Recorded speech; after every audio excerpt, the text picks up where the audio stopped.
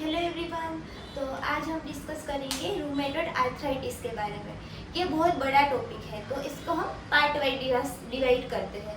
तो हम पहले पार्ट में ये पढ़ेंगे कि इसकी डेफिनेशन क्या है, इसके इटियोलॉजिकल फैक्टर्स क्या है और इसकी पैथोजेनेसिस क्या है।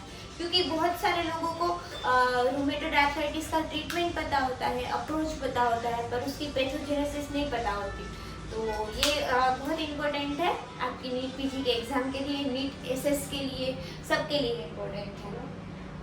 तो पहले तो हम इसकी डेफिनेशन जानते हैं। क्या है? क्रोनिक इन्फ्लामेटरी है, हमने कल पढ़ा ही था। सिमेट्रिकल पॉलीआर्थराइटिस, ठीक है। आप ये पूरे वर्ड को समझिए।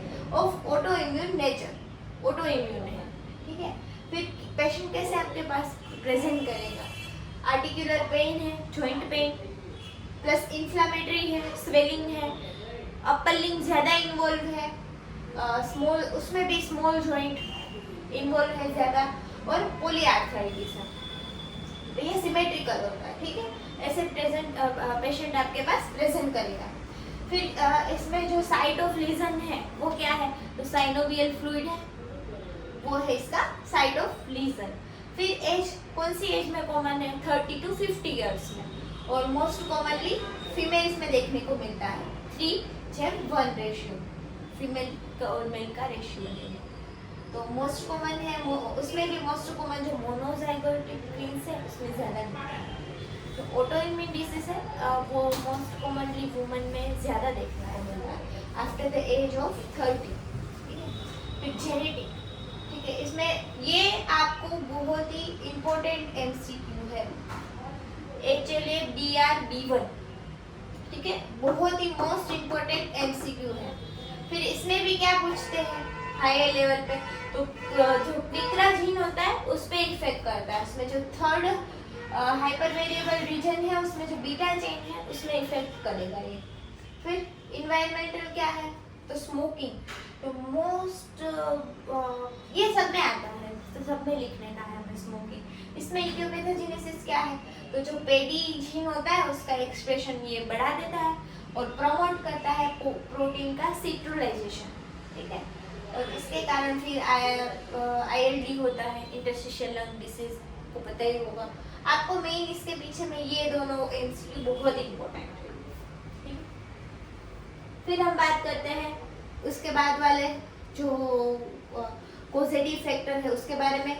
तो वो है में अल्कोहल और ओसी से तो माइल्ड प्रोटेक्शन मिलता है। अभी ये कैसे मिलता है ये तो प्रूवन नहीं है, पर है, ठीक है। प्रेगनेंसी में भी इंड्यूस, प्रेगनेंसी हो अगर किसी को तो वो इंड्यूस कर सकता है रिमिशन ऑफ RA को। अब बात करते हैं पैथोजेनेसिस के बारे में। अब इन्हीं के ऊपर से इसकी पैथोजेनेसिस साइनोवियल फ्लूइड में, ठीक है। ये क्या करता है? तो ऑल फैक्टर्स ये जैसे हैं उनको करके फिर म्यूकोजल सरफेस माइक्रोबियम है उस पर इफेक्ट करेगा। उसमें क्या करेगा? प्रोटीन मॉडिफाई कर देगा प्रोटीन, ठीक है। उसमें सिट्रुलाइजेशन, कार्बलाइजेशन, ठीक है, ये करेगा।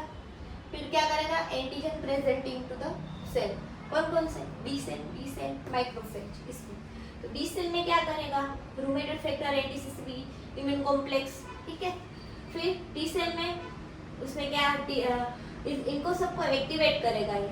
अभी ये आपको अभी तो इजी लग रहा है, फिर आप बहुत ज़्यादा जब ये रूममेट पढ़ोगे तो पूरा मिक्स हो जाएगा। तो ये जो पूरा रूमेटोलॉजी है वो पूरा रटने का है सब्जेक्ट।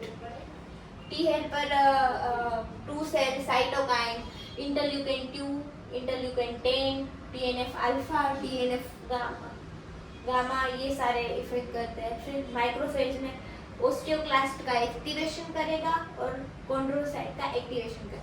प्योर थियरिकल टॉपिक है ये, पर बहुत इंपॉर्टेंट है। इसमें से आई थिंक MCQ बहुत पूछते हैं। फिर ये सब करके फिर क्या करेगा? फाइनली ये करेगा साइनोवाइटिस। इसका तो मेन साइट है उस पर जाके क्या करेगा? साइनोवियल हाइपर प्लेसिया करेगा, बढ़ेगा तो कुछ तो होगा।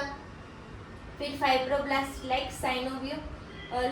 साइनोवियोसाइट्स बनाएगा, ठीक है। फिर जॉइंट का डिस्ट्रक्शन करेगा, बोन इरोजन करेगा। फिर सिस्टमिक इन्वॉल्वमेंट, अब आ रहे हैं वो पर्टिकुलर अगर आप उसकी ट्रीटमेंट नहीं लेते, फॉलो अप नहीं करते, आधे पेशेंट ऐसे ही होते हैं, ओपीडी में ऐसे होते हैं बहुत, क्योंकि इसकी जो इफेक्ट है वो लॉन्ग टाइम रहती है, ऑटो इम्यून है, तो ये सारी सिस्टम में भी बढ़ सकता है अगर आप प्रॉपर फॉलो, प्रॉपर मेडिकेशन ना ले तो। उसमें एक्स्ट्रा आर्टिकुलर मैनिफेस्टेशन आएंगे जो मैं आपको आगे के चैप्टर में पढ़ाऊंगी। फिर उसमें क्या आएगा, एथेरोस्क्लेरोसिस, एथेरोस्क्लेरोसिस भी हो सकता है, और ऑस्टियोआर्थराइटिस, ठीक है, ये सब हो सकता है। तो आपको बेसिकली ये पूरा थियरी टॉपिक है, पर आपको ऊपर ऊपर से पता होना चाहिए ये जो मेन चीज़ें हैं वो, ठीक है। तो ये था पहला पार्ट रूमेटॉइड आर्थराइटिस का, ठीक है। तो लाइक करें, शेयर करें, कमेंट करें, सब्सक्राइब करें। Thank you for watching.